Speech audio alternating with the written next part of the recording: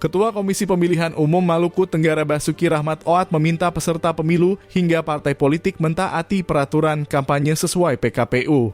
Salah satunya terkait media pemasangan alat peraga kampanye agar tidak dipasang pada fasilitas pemerintah dan sarana publik lainnya, seperti kantor pemerintah, sekolah, tempat ibadah, dan rumah sakit.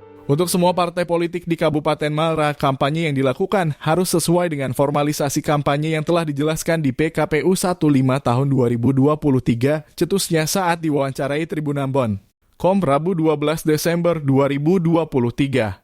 Lanjutnya, jika ada temuan pemasangan alat peraga kampanye yang salah tempat, maka akan langsung diturunkan oleh petugas. Tempat umum termasuk juga halaman, pagar, dan tembok, begitupun berlaku untuk larangan pemasangan alat peraga kampanye seperti reklame, spanduk, dan umbul-umbul singkatnya. Selain itu juga diimbau agar peserta pemilu tetap menjaga keamanan dan ketertiban. Semua informasi yang berkaitan dengan jadwal kampanye yang akan dilaksanakan peserta pemilu, dalam hal ini parpol, sudah harus diinformasikan kepada kepolisian dan tembusannya kepada KPU dan Bawaslu Malra, tugasnya.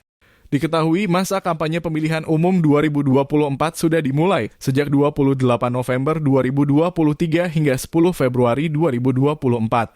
Terhitung 75 hari, peserta pemilu akan melaksanakan masa kampanye.